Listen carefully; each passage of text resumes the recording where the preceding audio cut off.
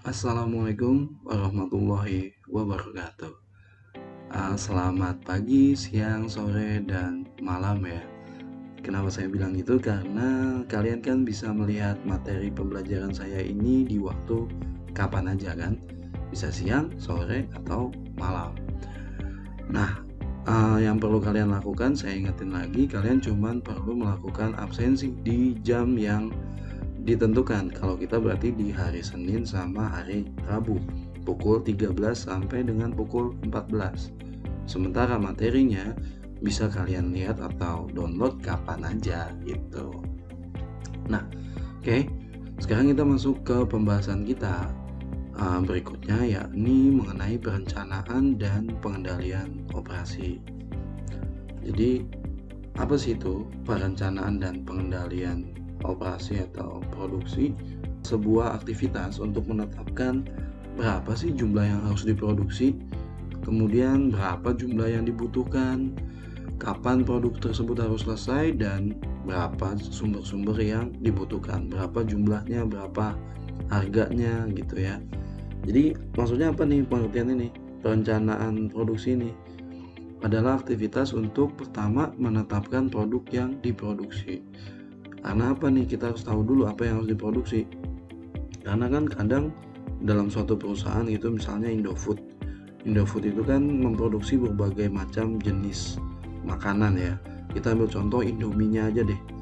Indomie itu kan ada rasa soto, rasa mie goreng, ada rasa kari ayam gitu. Nah, apa kalian berpikir bahwa pabriknya untuk mie goreng beda, untuk mie soto beda, untuk mie kari beda gitu kan? Kalau beda-beda gitu kan perlu kos yang banyak gitu kan ya.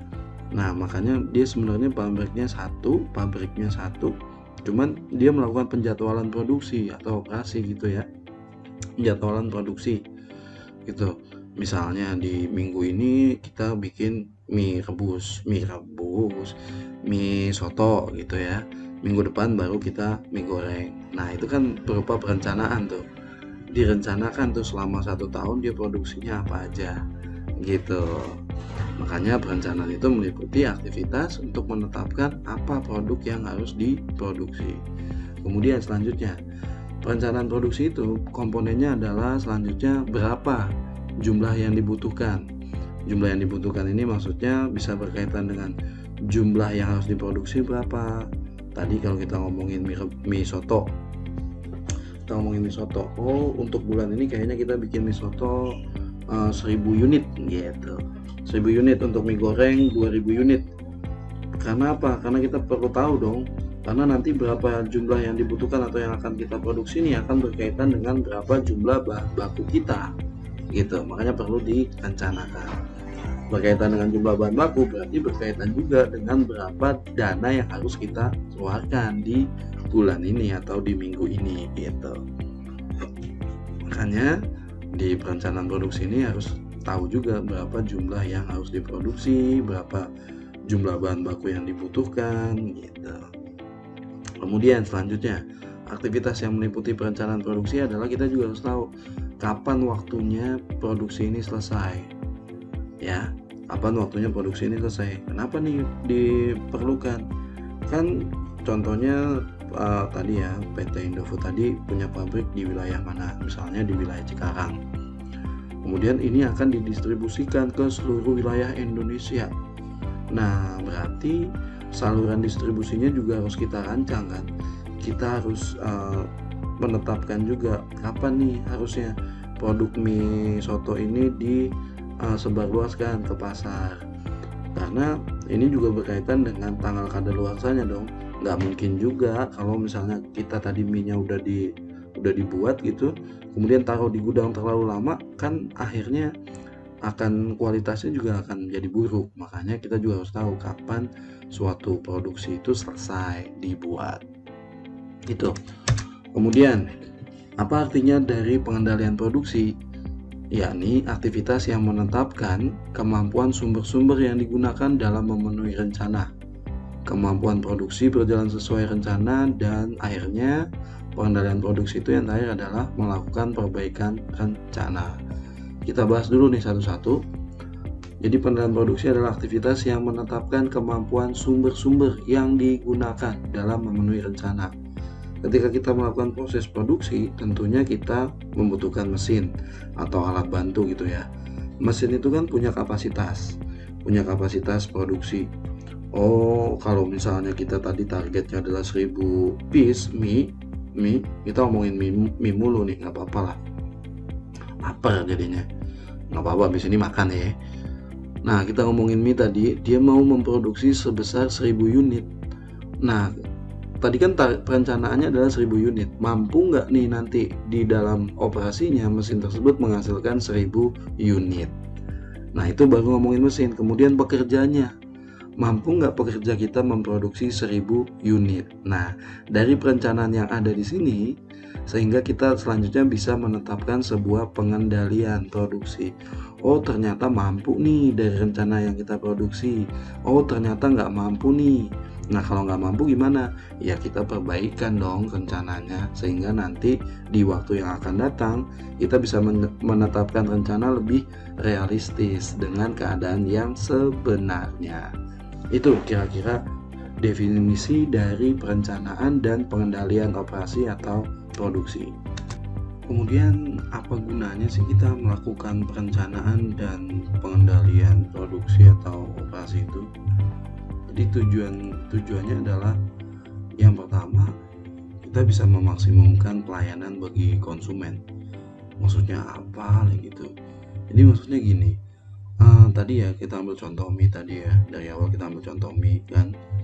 Jadi gini, kalian pasti ketika datang ke warung, ke toko, ke supermarket, Alfamart, Indomaret, segala macam, pasti ketersediaan mie itu pasti akan selalu ada kan.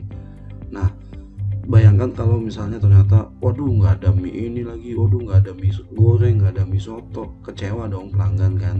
Nah, untuk menjamin ketersediaan itu berarti kita harus melakukan mekanisme operasi atau sistem operasi yang mampu mendukung ketersediaan produk kita di pasar, sehingga akhirnya mampu memaksimumkan pelayanan bagi konsumen. Nah itu.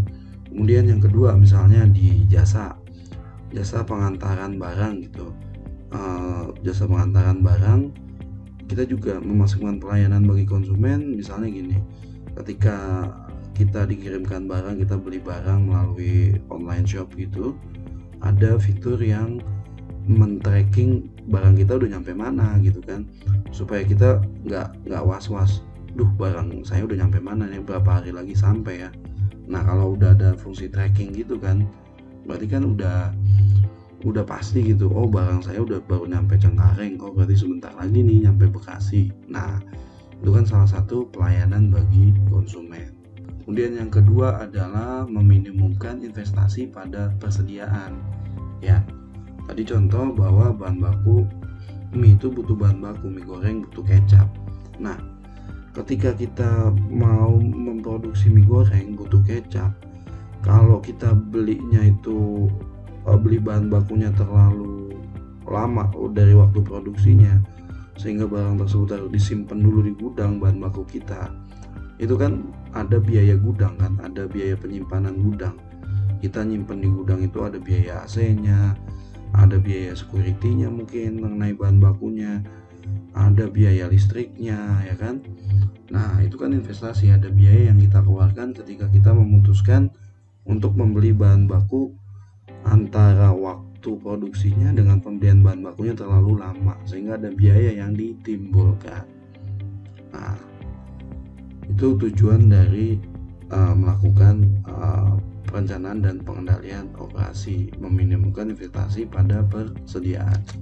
Kemudian perencanaan kapasitas, seperti yang tadi udah dicontohin, bahwa ketika kita mau merencanakan sesuatu, memproduksi barang atau jasa, berarti kita harus sesuaikan juga dengan kapasitas mesin yang kita beli gitu. Kalau misalnya rencananya kita memproduksi 1000 unit per minggunya, ya berarti kita beli juga yang kapasitas mesinnya mampu memproduksi 1000 unit gitu. Kemudian yang ketiga, ini adalah proses, tujuannya adalah pengesahan produksi dan pengendalian produksi. Maksudnya gimana nih?